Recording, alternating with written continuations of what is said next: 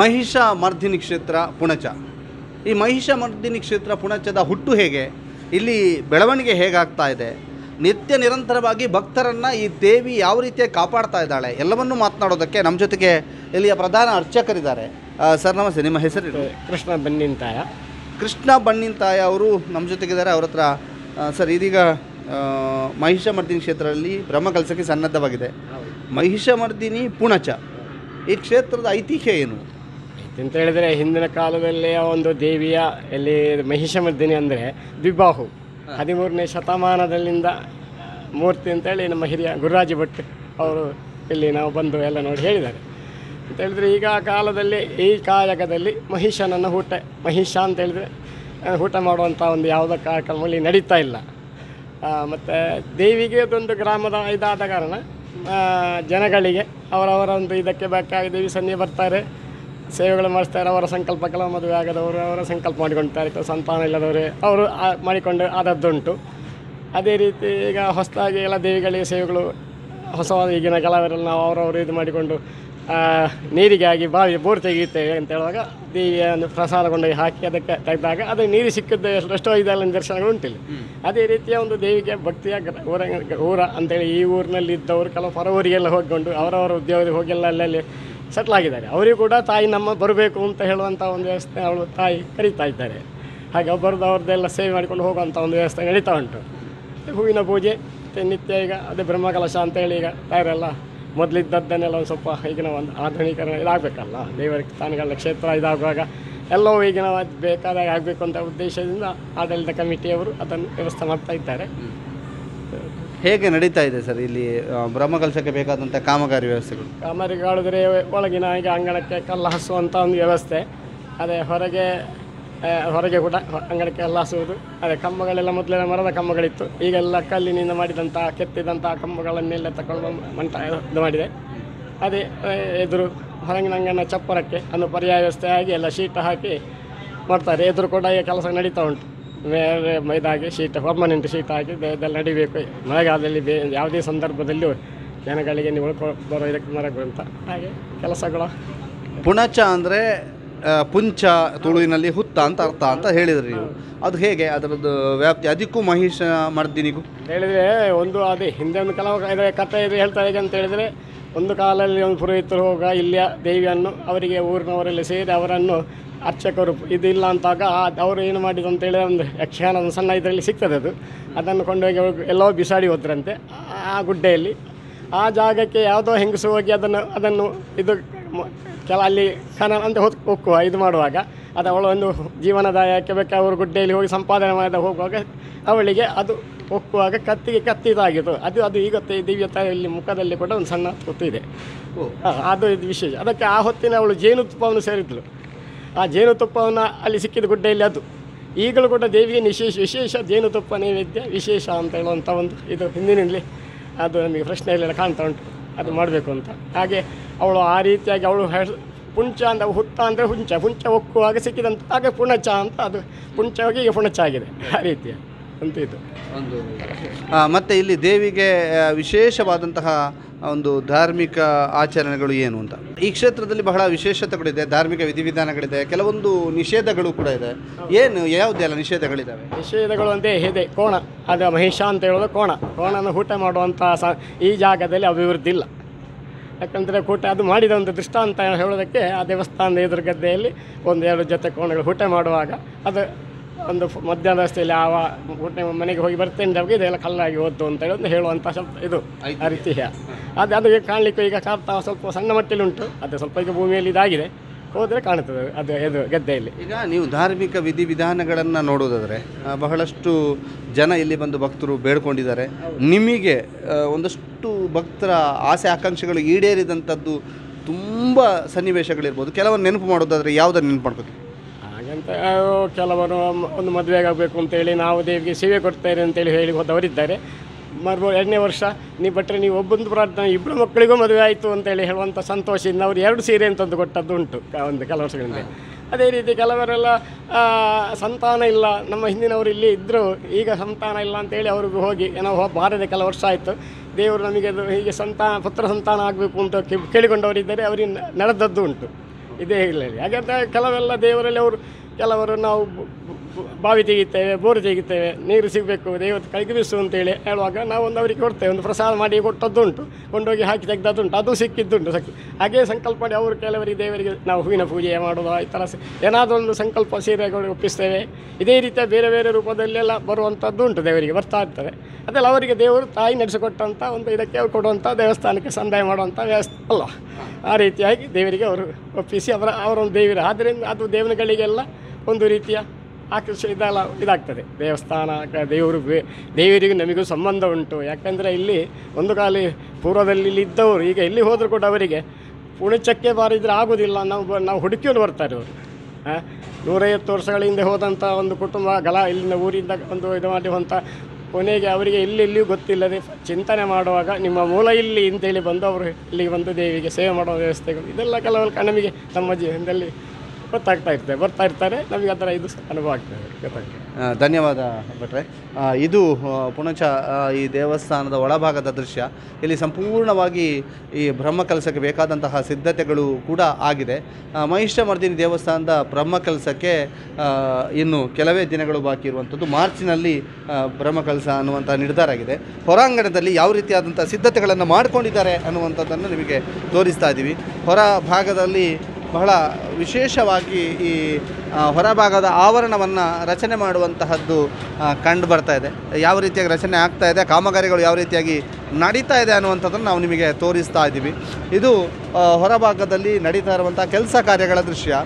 ಅದರ ಜೊತೆಗೆ ಹೊರಭಾಗದ ನಿರಂತರವಾಗಿ ನಾವೀಗ ತೋರಿಸ್ತಾ ಇರುವಂಥ ದೃಶ್ಯ ನಿಮಗೆ ಹೊರಭಾಗದ ಧ್ವಜಸ್ತಂಭದ ದೃಶ್ಯ, ಯಾವ ರೀತಿಯಾಗಿ ಧ್ವಜಸ್ತಂಭ ಇದೆ ಅನ್ನುವಂಥದ್ದು. ಜೊತೆಗೆ ಅದಕ್ಕೆ ಅಲ್ಲಿಯೂ ಕೂಡ ಬಹಳಷ್ಟು ಕೆಲಸ ಕಾರ್ಯಗಳು ನಡೀಲಿಕ್ಕಿದೆ. ಈ ಒಂದು ಬ್ರಹ್ಮಕಲಸದ ಟೈಮ್ನಲ್ಲಿ ಬಹಳಷ್ಟು ಬದಲಾವಣೆಗಳು ಈ ಪುಣಚ ದೇವಸ್ಥಾನದಲ್ಲಿ ಆಗಲಿಕ್ಕಿದೆ. ಬಹಳಷ್ಟು ಕಡೆ ಕಲ್ಲಿನ ಕಂಬದ ಬದಲು ಮರದ ಕಂಬಗಳಿತ್ತು, ಅದನ್ನು ತೆಗೆದು ಕಲ್ಲಿನ ಕಂಬವನ್ನು ಹಾಕಲಾಗಿದೆ ಅನ್ನುವಂಥದ್ದನ್ನು ಕೂಡ ಹೇಳಿದರು. ಇಲ್ಲಿಯ ಆಡಳಿತ ಮಂಡಳಿ ಬಹಳ ದೊಡ್ಡ ನಿರ್ಧಾರವನ್ನು ತೆಗೆದುಕೊಂಡಿದೆ. ಈ ಬಾರಿಯ ಬ್ರಹ್ಮಕಲಸ ಬಹಳ ಅದ್ಧೂರಿಯಾಗಿ ಆಗಬೇಕು ಮತ್ತು ವಿಶೇಷವಾಗಿ ಈ ಬ್ರಹ್ಮಕಲಸಕ್ಕಾಗುವಾಗ ನಮ್ಮ ಈ ಒಂದು ಮಹಿಷಮರ್ದಿನಿಯ ಕ್ಷೇತ್ರ ಮಾದರಿ ಕ್ಷೇತ್ರ ಆಗಬೇಕು ಅನ್ನುವಂಥ ನಿಟ್ಟಿನಲ್ಲಿ ಯೋಚನೆಯನ್ನು ಮಾಡಿದೆ ಅನ್ನುವಂಥದ್ದು. ಜೊತೆಗೆ ಅದೇ ರೀತಿಯಂಥ ಕೆಲಸ ಕಾರ್ಯಗಳು ಇಲ್ಲಿಯೂ ಕೂಡ ನಡೀತಾ ಇದೆ. ಒಳಭಾಗಕ್ಕೆ ನಾವು ಹೋಗಿ ನೋಡೋದಾದರೆ ಇಲ್ಲಿ ಒಳಭಾಗದಲ್ಲಿ ತೀರ್ಥ ಬಾವಿಯ ವ್ಯವಸ್ಥೆ ಇರ್ಬೋದು. ಜೊತೆಗೆ ದೇವಸ್ಥಾನದ ಆವರಣ ಸಂಪೂರ್ಣವಾಗಿ ಟೈಲ್ಸ್ ಅಥವಾ ಗ್ರಾನೈಟ್ ನಿಂದ ನಿರ್ಮಾಣ ಮಾಡ್ತಾ ಇರುವಂಥದ್ದು ಇರ್ಬೋದು. ಇದೀಗ ಎಲ್ಲಿಯೂ ಕೂಡ ಕೆಲಸ ಕಾರ್ಯಗಳು ನಿರಂತರವಾಗಿ ಆಗ್ತಾ ಇದೆ. ಸುತ್ತುಪೌಳಿಯ ಸುತ್ತಮುತ್ತಲಿನ ಕೆಲಸ ಕಾರ್ಯಗಳಿರ್ಬೋದು, ಬೇರೆ ಬೇರೆ ದೇವರ ಗುಡಿಗಳ ಕೆಲಸ ಕಾರ್ಯಗಳಿರ್ಬೋದು, ಎಲ್ಲವೂ ಕೂಡ ನಿರಂತರವಾಗಿ ನಡೀತಾ ಇದೆ. ಈ ಕೆಲಸ ಮಾಡ್ತಿರುವವರು ಕೂಡ ಇಲ್ಲಿ ಇದರ ಬಹಳ ಶ್ರದ್ಧಾಭಕ್ತಿಯಿಂದ ಕೆಲಸ ಕಾರ್ಯಗಳನ್ನು ಮಾಡ್ತಿದ್ದಾರೆ ಅನ್ನುವಂಥದ್ದು ಕೂಡ ನಮಗೆ ಕಂಡು ಬರ್ತಾ ಇದೆ. ಇದು ಇಲ್ಲಿಯ ಕಾಮಗಾರಿಯ ದೃಶ್ಯವನ್ನು ನಾವು ನಿಮಗೆ ತೋರಿಸ್ತಾ ಇದ್ದೀವಿ. ಅದರ ಜೊತೆಗೆ ಈ ದೇವಸ್ಥಾನಕ್ಕೆ ಒಂದು ಸುತ್ತು ನಾವು ಹಾಕೋದಾದರೆ, ದೇವಸ್ಥಾನಕ್ಕೆ ಒಂದು ಸುತ್ತು ನಾವು ಹಾಕುವಾಗ ಈಗ ನಿಮಗೆ ಕಂಡು ಬರ್ತಾ ಇರುವಂಥ ದೃಶ್ಯ ಯಾವ ರೀತಿಯಾಗಿ ದೇವಸ್ಥಾನದ ಕೆಲಸ ಕಾರ್ಯಗಳು ಆಗ್ತಾ ಇದೆ ಅನ್ನುವಂಥದ್ದನ್ನು ನಾವು ನಿಮಗೆ ತೋರಿಸ್ತಾ ಇದ್ದೀವಿ. ಇದು ದೇವಸ್ಥಾನದ ಸುತ್ತ ಒಂದು ಸುತ್ತು ಹಾಕಿದಾಗ ಕಂಡುಬರುವಂಥ ದೃಶ್ಯಗಳು. ಅದರ ಜೊತೆಗೆ ಇಲ್ಲಿ ಇರುವಂತಹ ದೇವರ ಗುಡಿಗಳಿರ್ಬೋದು, ಅಯ್ಯಪ್ಪನ ಗುಡಿಯನ್ನು ನಾವು ನಿಮಗೆ ತೋರಿಸ್ತಾ ಇದ್ದೀವಿ. ಇಲ್ಲಿಯೂ ಕೂಡ ಬಹಳಷ್ಟು ಕೆಲಸ ಕಾರ್ಯಗಳು ಆಗಲಿಕ್ಕಿದೆ. ಮಾರ್ಚ್ ಅಷ್ಟೊತ್ತಿಗೆ ಬಹಳ ಕೆಲಸ ಕಾರ್ಯಗಳು ಆಗಿ ಮುಗಿಯಲಿಕ್ಕೆ ಇರುವಂಥದ್ದು. ಇದು ದೇವಸ್ಥಾನದ ಹೊರಭಾಗದ ದೃಶ್ಯ. ಇಲ್ಲಿಯೂ ಕೂಡ ಬಹಳಷ್ಟು ಕೆಲಸ ಆಗುವಂಥದ್ದು ಮುಂದಿನ ದಿನಗಳಲ್ಲಿ ಆಗಲಿಕ್ಕಿದೆ. ಈಗಾಗಲೇ ಈ ಒಂದು ದೇವಸ್ಥಾನದ ಪುನರ್ಜೀವನ ಅಥವಾ ಬ್ರಹ್ಮಕಲಶೋತ್ಸವ ಏನು ನಡೀತಾ ಇದೆ ಅದಕ್ಕೆ ಬೇಕಾದಂಥ ಸಿದ್ಧತೆಗಳು ಕೂಡ ಸಂಪೂರ್ಣವಾಗಿ ಮಾಡ್ಕೊಂಡಿದ್ದಾರೆ. ಸುತ್ತುಪೌಳಿಯನ್ನು ಯಾವ ರೀತಿಯಾಗಿ ರಚನೆ ಮಾಡ್ತಿದ್ದಾರೆ ಅನ್ನುವಂಥದ್ದನ್ನು ಕೂಡ ತೋರಿಸ್ತಾ ಇದ್ದೀವಿ. ಅನ್ನಪೂರ್ಣೇಶ್ವರಿಯ ಗುಡಿ ಇಲ್ಲಿದೆ. ಈ ಅನ್ನಪೂರ್ಣೇಶ್ವರಿಯ ಗುಡಿಯ ಮುಂಭಾಗವೂ ಕೂಡ ಕಾಮಗಾರಿಗಳು ಬಹಳ ಹೆಚ್ಚಿನ ಸಂಖ್ಯೆಯಲ್ಲಿ ನಡೀತಾ ಇದೆ. ಅದರ ಜೊತೆಗೆ ತೀರ್ಥಬಾವಿಯನ್ನು ಕೂಡ ನಿಮಗೆ ದೂರದಿಂದಲೇ ನಾವು ತೋರಿಸ್ತೀವಿ, ಯಾವ ರೀತಿಯಾಗಿ ತೀರ್ಥಬಾವಿಯ ಕೆಲಸ ಕಾರ್ಯಗಳು ಆಗ್ತಾ ಇದೆ ಅನ್ನುವಂಥದ್ದು. ಅದರ ಜೊತೆ ದೇವಸ್ಥಾನದ ಹೊರಭಾಗದ್ದು ಇಲ್ಲಿ ಒಳಭಾಗದಲ್ಲಿರುವಂತಹ ಈಶ್ವರನ ಲಿಂಗದ ಕಾಮಗಾರಿಗಳು ಇರ್ಬೋದು, ಅದಕ್ಕೆ ಬೇಕಾದಂತಹ ಸೂಕ್ತ ರೀತಿಯಂಥ ವ್ಯವಸ್ಥೆ ಬಹಳ ಶಿಸ್ತುಬದ್ಧ ಮತ್ತು ಪ್ರಶ್ನಾಚಿಂತನೆಯಲ್ಲಿ ಯಾವ ರೀತಿಯಾಗಿ ಕಂಡು ಬಂದಿದೆಯೋ ಅದೇ ರೀತಿಯಾಗಿ ಕೆಲಸ ಕಾರ್ಯಗಳು ನಡೀತಾ ಇರುವಂಥದ್ದು. ಇದು ತೀರ್ಥಬಾವಿಯು ಕೂಡ ಬಹಳ ಆಕರ್ಷಣೀಯವಾಗಿ ಸಜ್ಜುಗೊಳಿಸಿರುವಂಥದ್ದು. ಬಾವಿಯಲ್ಲಿ ನೀರು ಎಷ್ಟಿದೆ ಅನ್ನೋಂಥನ್ನು ಕೂಡ ತೋರಿಸಿದ್ವಿ. ಇದು ತೀರ್ಥಬಾವಿಯ ದೃಶ್ಯ.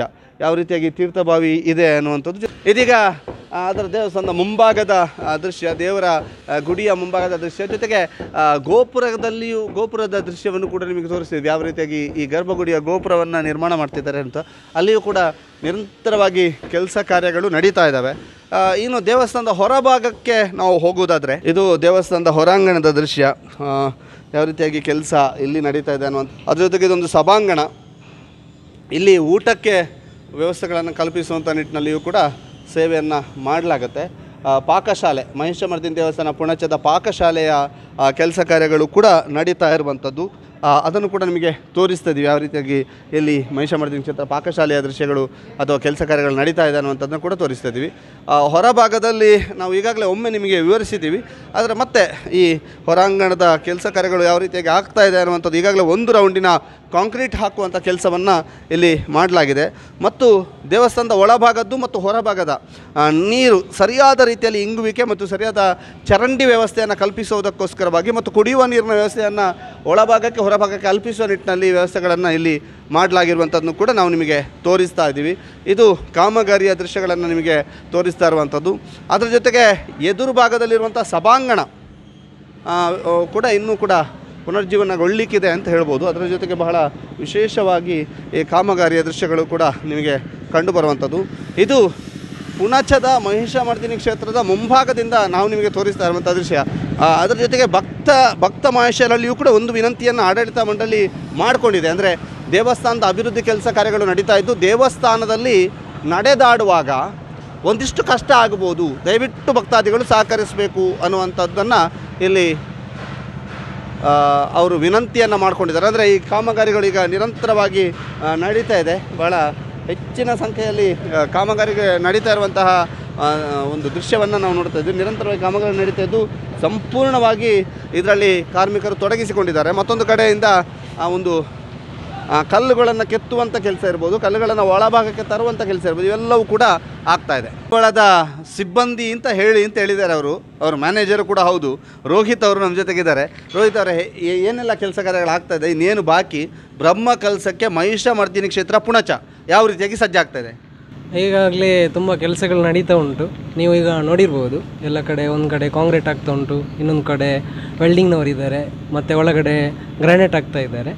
ಮಾರ್ಚ್ 8ರಿಂದ 13 ತನಕ ಬ್ರಹ್ಮಕಲಶ. ಹಾಗೆ ಆಡಳಿತ ಮಂಡಳಿಯವರು ಕೂಡ ಭಾಳ ಶ್ರಮ ವಹಿಸ್ತಾ ಇದ್ದಾರೆ. ಎಲ್ಲ ಕಡೆ ಕಲೆಕ್ಷನ್ ಅದಿಗಿದಿಕ್ಕೆ ಎಲ್ಲ ಹೋಗಿ ತುಂಬ ಎಫರ್ಟ್ ಆಗ್ತಾ ಇದ್ದಾರೆ, ನಮ್ಮ ದೇವಸ್ಥಾನ ಚೆಂದ ಆಗಬೇಕು ಅಂತೇಳಿ. ಮತ್ತು ಊರವರು ಎಲ್ಲರೂ ಕೂಡ ರಾತ್ರಿ ಎಲ್ಲ ಶ್ರಮದಾನಕ್ಕೆ ಬಂದು ತುಂಬ ಕೆಲಸ ಕಾರ್ಯಗಳನ್ನು ಮಾಡ್ತಾ ಇದ್ದಾರೆ. ಹೆಚ್ಚಿನ ಊರಿನವರು ಕೂಡ ತುಂಬ ರೀತಿಯಾದಂಥ ಸಹಕಾರಗಳು ಕೊಡ್ತಾ ಇದ್ದಾರೆ. ಮಾರ್ಚ್ 8ರಿಂದ 13 ತನಕ ನಮ್ಮಲ್ಲಿ ಭಾಳ ವಿಜೃಂಭಣೆಯಿಂದ ಶ್ರೀದೇವಿಯ ಬ್ರಹ್ಮಕಲಶೋತ್ಸವ ನಡೀಲಿಕ್ಕೆ ಇದೆ. ಮತ್ತು ಮದುವೆ ಹಾಲ್ ಇದೆ ನಮ್ಮಲ್ಲಿ, ತುಂಬ ಮದುವೆಗಳು ಕೂಡ ನಡೀತಾ ಇದೆ. ಓಕೆ, ಈಗ ಕಾಮಗಾರಿ ಎಲ್ಲ ಯಾವಾಗ ಮುಗಿಬೋದು? ಸಾಧಾರಣ ಜನವರಿಯಲ್ಲಿ ಎಂಡಿಗೆ ಮುಗಿಬೇಕು ಅಂತೇಳಿ ಉಂಟು. ಆಡಳಿತ ಮಂಡಳಿಯವರು ತುಂಬ ಎಫರ್ಟ್ ಹಾಕಿ ಮಾಡಿಸ್ತಾ ಇದ್ದಾರೆ. ನೋಡಬೇಕು ಹೇಗೆ ನಡೀತದೆ ಅಂತ. ಹೇಗೆ ನಡೀತದೆ? ಈಗ ನಿರಂತರವಾಗಿ ಕಾಮಗಾರಿಗಳಾಗ್ತದೆ. ಪ್ರತಿ ದಿವಸ ರಾತ್ರಿ ಎಲ್ಲ ಶ್ರಮದಾನ ನಡೀತದೆ.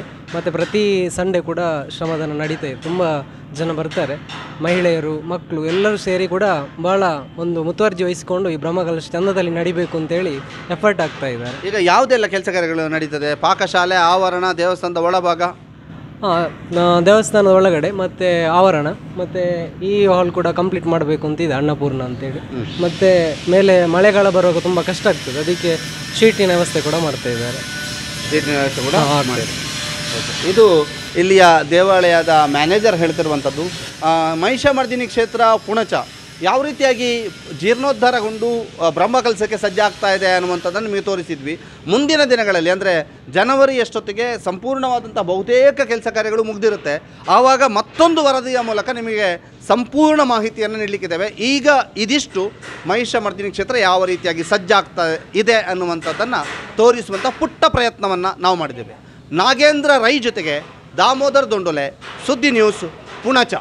ಜಾಪನೀಸ್ ಎನ್ಸೆಫಲೈಟಿಸ್ ಲಸಿಕೆಗಳಿಂದ ಮೆದುಳು ಜ್ವರದ ವಿರುದ್ಧ ಸಾರೋಣ ಯುದ್ಧ. ಖಚಿತ ಜೆಇ ಪ್ರಕರಣಕ್ಕೆ ತುತ್ತಾದವರ ಸಂಖ್ಯೆ ಕಡಿಮೆ ಇದ್ದರೂ ಮೆದುಳು ಜ್ವರಕ್ಕೆ ತುತ್ತಾದವರ ಸಂಖ್ಯೆ ಜಾಸ್ತಿ ಇರುತ್ತದೆ. ಮೆದುಳು ಜ್ವರಕ್ಕೆ ತುತ್ತಾದವರಲ್ಲಿ 20 ರಿಂದ 40% ಮರಣವನ್ನ ಹೊಂದಿರುತ್ತಾರೆ. ಗುಣಮುಖರಾದವರಲ್ಲಿ 30-50% ಜನರು ನರದ ತೊಂದರೆ ಅಥವಾ ಅಂಗವಿಕಲತೆಗೆ ತುತ್ತಾಗುತ್ತಾರೆ. ಉಳಿದ 20% ಜನರು ಮಾತ್ರ ಪೂರ್ತಿ ಗುಣಮುಖರಾಗುತ್ತಾರೆ. ಜೆಇ ಲಸಿಕೆಯನ್ನ ಅಭಿಯಾನ ಮಾದರಿಯಲ್ಲಿ 1-15 ವರ್ಷದ ಎಲ್ಲಾ ಮಕ್ಕಳಿಗೂ ಉಚಿತವಾಗಿ ಸಂಬಂಧಪಟ್ಟ ಶಾಲೆಗಳಲ್ಲಿ ಮತ್ತು ಅಂಗನವಾಡಿಗಳಲ್ಲಿ ನೀಡಲಾಗುವುದು. ಡಿಸೆಂಬರ್ 5ರಿಂದ ಈ ಅಭಿಯಾನವು ಪ್ರಾರಂಭವಾಗಿ 3 ವಾರಗಳ ಕಾಲ ನಡೆಯಲಿದ್ದು, ಪೋಷಕರು ತಮ್ಮ ಮಕ್ಕಳಿಗೆ ಈ ಲಸಿಕೆಯನ್ನ ಕೊಡಿಸಿ ಮಾರಣಾಂತಿಕ ರೋಗದಿಂದ ತಮ್ಮ ಮಕ್ಕಳನ್ನ ರಕ್ಷಿಸಲು ಕೈಜೋಡಿಸಿ. ಪ್ರಕಟಣೆ ರಾಷ್ಟ್ರೀಯ ಆರೋಗ್ಯ ಅಭಿಯಾನ, ಆರೋಗ್ಯ ಮತ್ತು ಕುಟುಂಬ ಕಲ್ಯಾಣ ಇಲಾಖೆ, ದಕ್ಷಿಣ ಕನ್ನಡ ಜಿಲ್ಲೆ, ಮಂಗಳೂರು. ಸುದ್ದಿ ಚಾನಲ್, ಕ್ಷಣ ಕ್ಷಣದ ಸುದ್ದಿಗಾಗಿ.